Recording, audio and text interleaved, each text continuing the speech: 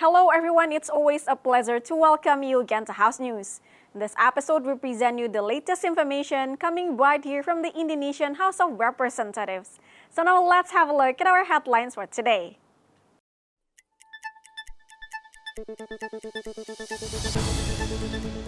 In partnership with AIPA, BKSAP hosted a national focus group discussions focused on the ASEAN guidelines for responsible investment in food, agriculture, and forestry to improve investment practices and intersectoral cooperations.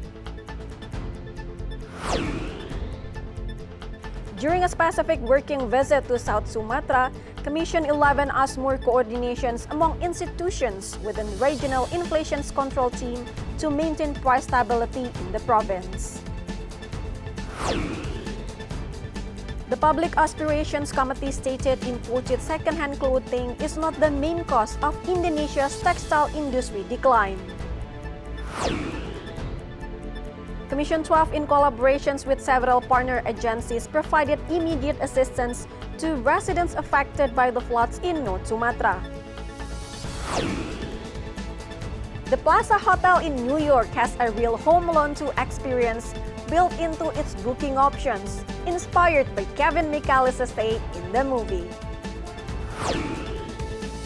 During the National Focus Group discussions on the ASEAN guidelines on promoting responsible investment in food, agriculture, and forestry, BKSAP emphasized agricultural investment in Asia must prioritize environmental sustainability.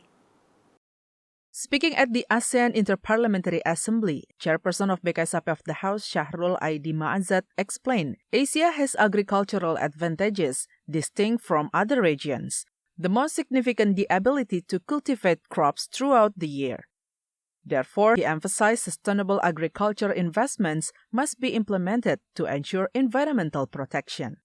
In addition, Syahrul encouraged the formulation of regulations concerning agricultural investment to prevent negative impacts on the environment.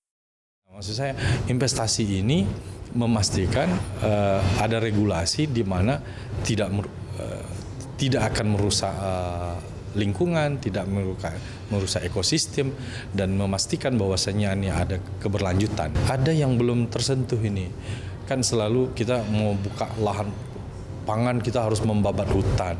Saya kira enggak, kita bisa optimalkan betapa banyak lahan-lahan masyarakat yang tidur, tidak produktif gitu. Ini yang harus juga menjadi perhatian. Jadi pola investasinya tidak pada menyediakan lahan yang luas, tapi mengoptimalkan lahan yang ada di masyarakat. To maximize agricultural productivity, Syahrul urged the utilization of idle or non-productive community on land and encouraged the use of agricultural technology. Furthermore, he suggested boosting production of key commodities such as soybeans, grapes, and dates to mitigate dependence on imports. He affirmed agriculture should stand as Indonesia's primary strength, reflecting its identity as an agrarian nation. From West Java, Kristio Handoko, tvrparlemen, reports. Commission 11 warned South Sumatra should not depend on the mining sectors as mining is highly influenced by global commodity fluctuations. The commissions also encouraged the province to develop other promising sectors to support a more stable economic foundations. Member of Commission 11 of the House, Didi Haryadi, highlighted South Sumatra's strong economic performance is mainly supported by the mining sector, contributing 24%. However, dependency on mining, an industry highly influenced by global commodity prices, presents a serious risk when international markets fluctuate. Therefore, he encouraged economic diversification by strengthening the agriculture sectors, MSMEs, and labor-intensive industries as part of an economic buffering strategy to maintain regional growth stability. Pertambangan ini kan berhubungan dengan komoditas, harga komoditas global, sehingga apabila nanti ada fluktuasi terhadap harga komoditas, tentu kita harus waspada dan kita harus melihat potensi-potensi yang lain. Artinya potensi yang lain itu adalah ditumbuhkan jangan hanya dari pertambangan saja, misalnya dari pertanian, kemudian penguatan UMKM, kemudian dari industri-industri yang inovatif. Caranya gimana? Caranya salah satu adalah kita mempermudah akses investasi investasi masuk sehingga industri-industri tumbuh. Kemudian yang kedua, permudah akses kredit untuk UMKM dan kalangan menengah di sektor bawah sehingga akan menumbuhkan sebagai substitusi dari pertambangan yang notabene nanti akan gejolak terhadap harga global. Additionally, Didik mentioned South Sumatra provincial government must accelerate economic diversification to create a cushion, preventing sector-specific disruption from quickly affecting the border economy. Easier access to credit for the public and small to medium enterprises is believed to build substitution sectors capable of maintaining economic stability when mining commodity prices experience global volatility. From South Sumatra, Hendra Sunandar, tvrparlemen reports. The Public Aspirations Committee urged the government to develop solutions for imported second-hand clothing before taking any enforcement actions. Thrifting accounts for only 0.5% of illegal imports in Indonesia and has little impact on MSMEs.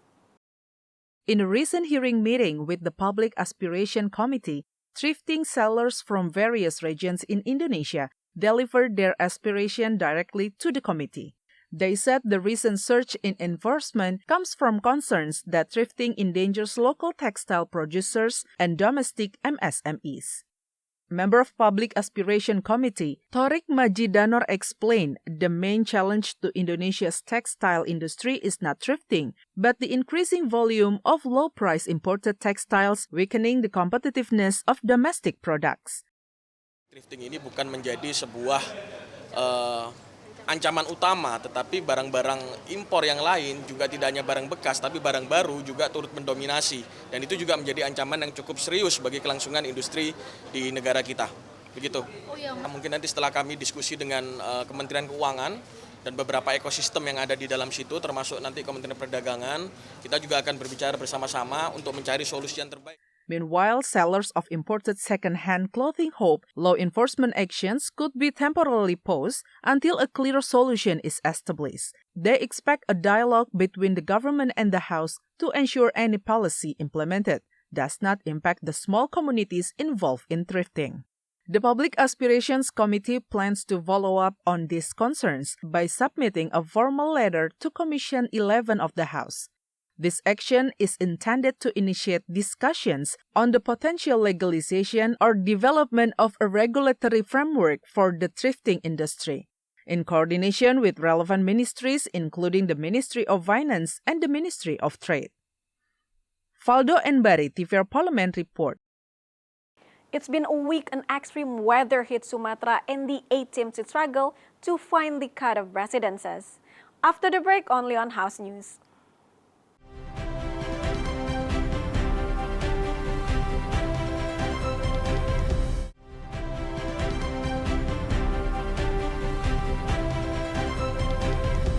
Commission 12 distributed aid to disaster-affected communities in North Sumatra. The support is intended to ease the burden on families who are still recovering from the impact of the disasters. Commission 12 of the House, in collaboration with several partner agencies, provided immediate assistance to residents affected by the floods in North Sumatra by distributing essential items such as food supplies, blankets, clothing, and medicines. Vice Chairperson of Commission 12 of the House, Bambang Haryadi, stated, the Commission has coordinated with the National Disaster Management Agency and the North Sumatra Disaster Management Agency to distribute aid to several locations. However, the distribution is still ongoing as some areas remain inaccessible due to flooding.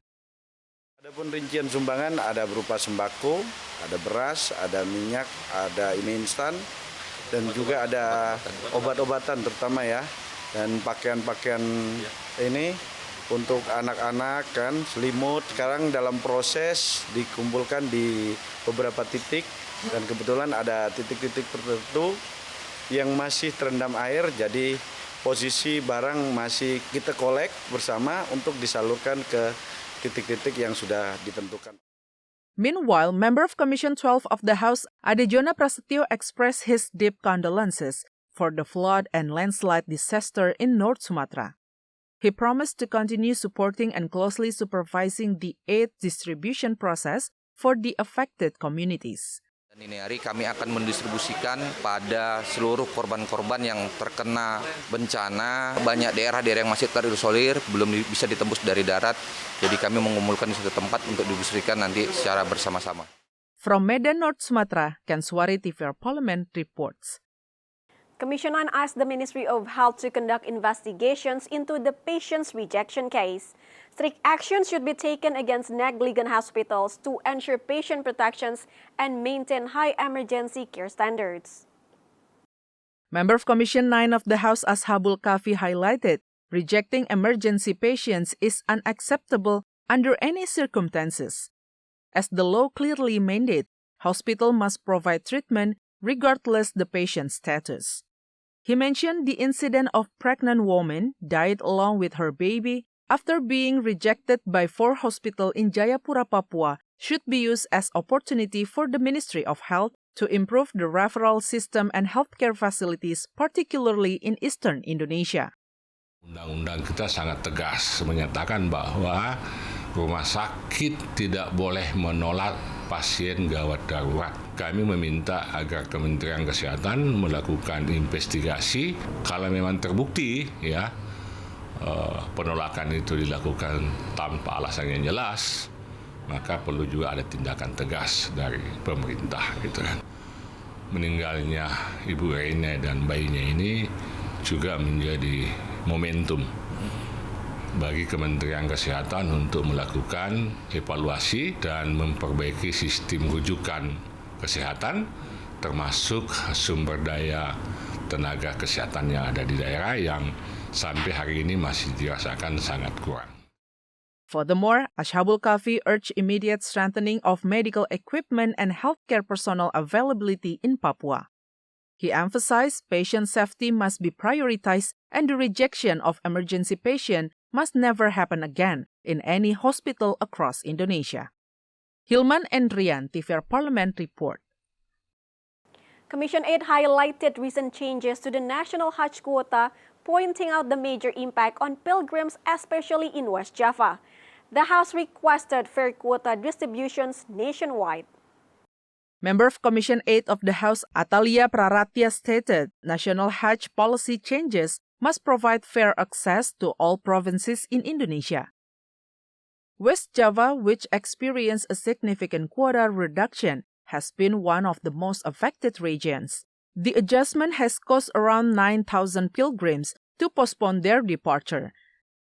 In Bandung City, the number of pilgrims scheduled to depart initially around 2,300 had to be reduced to only about 1,400.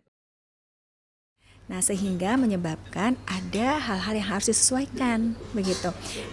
Nah, sehingga saya kira ini menjadi perhatian tentu saja bagi kami dan memang harus lebih bersabar lagi menunggu, tapi insya Allah di tahun 2028 nanti semuanya akan kembali menjadi normal kembali ya. Moreover, Atalia affirmed she will continue to oversee the implementation of Hajj policies, including the preparation of embarkation facilities and the provision of proper education for pilgrims. She hoped the government will improve services to avoid longer waiting times and help pilgrims perform the Hajj safely, properly, and fairly. From West Java, Arif Naka, tvrparlemen reports. If you're planning on your coming up New Year holiday, then the next segment is special for you. After the break, only on House News.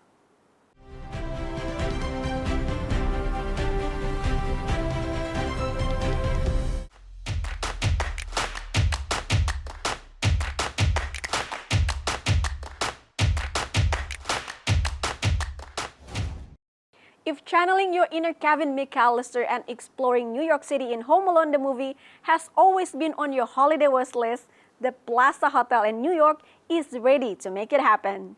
The hotel is offering a special experience designed to bring the movie to life.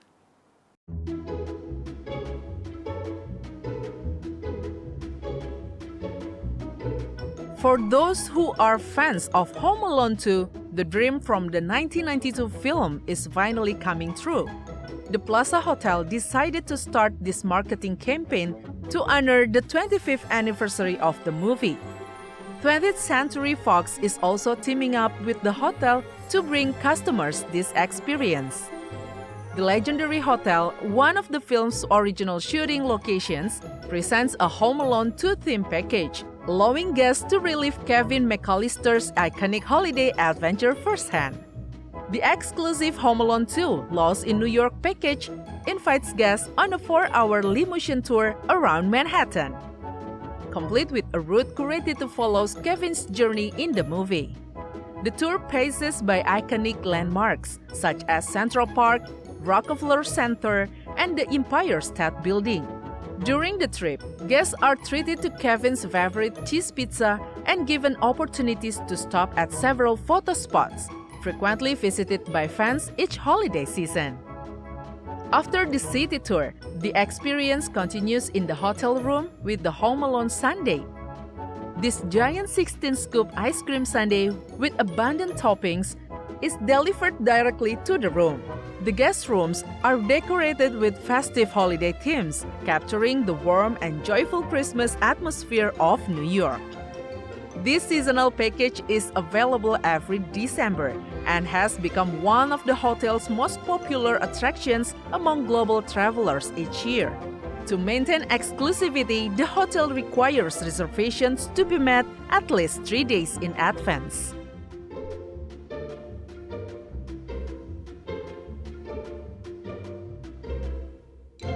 South Africa and Indonesia have officially removed visa requirements and fees for each other's citizens.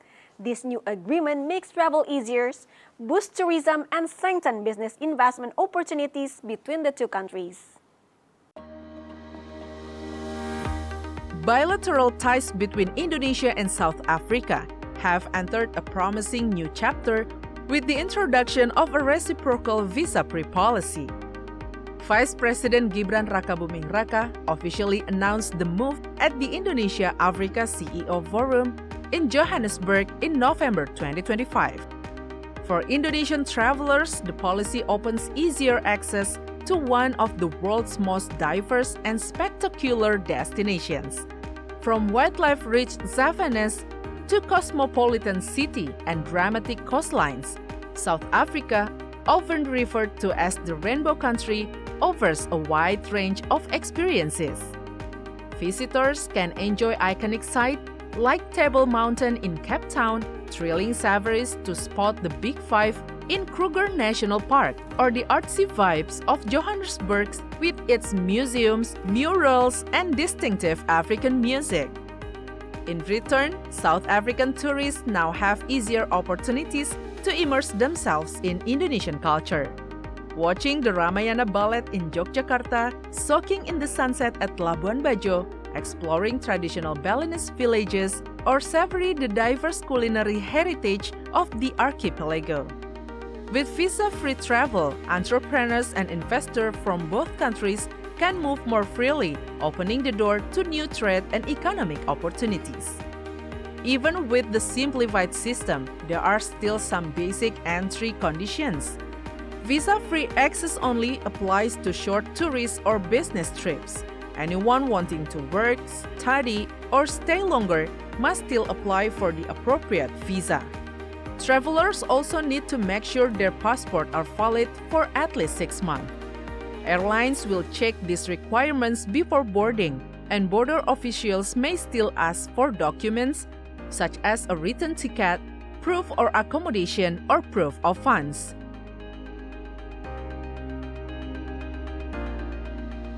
Instead of the usual crowded destinations, these 5 cities overcome surroundings, beautiful scenery, and a chance to relax. They are perfect for anyone who wants to rest and welcome the new year in a more peaceful and refreshing way.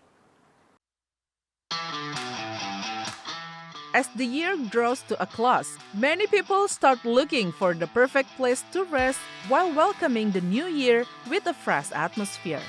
Beyond the popular spots that are often crowded with tourists, Indonesia offers plenty of local cities and destinations with tranquility, natural beauty, and unique experiences.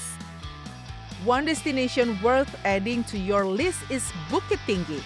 This charming city offers a mix of historical and natural attraction, from the iconic Jamgadang and the Sianok Canyon to the educational Japanese tunnel. There's also Sukabumi, an ideal choice for Jakarta residents seeking a nearby escape offering plenty of adventure. Situgunung with its famous suspension bridge, the cool Salabintana area, and the UNESCO-recognized Ciletuh Geopark are some of its interesting destinations. Equally captivating is Klaten, which offers a refreshing contrast amid the bustle of Solo and Yogyakarta. Umbul Ponggok, Lausan Tempo, and Rowo Jombor present a blend of natural scenery, historical richness, and calming village vibes. Then there's Wonosobo, a destination for cold weather enthusiasts, the Dieng Plateau, home to the golden sunrise of Sikunir Hill, colorful lakes, and rich local culture, never fails to attract visitors to return. For those craving a tropical beach setting, Bulukumba in South Sulawesi is an epic option. Bira Beach, with its crystal clear waters, the dramatic Aparalang Cliffs, and the traditional Vinisi boat building heritage in Tanah Beru, offers scenic beauty with rich cultural stories. These 5 destinations can be inspiring choices for anyone looking to end the year in fresher way.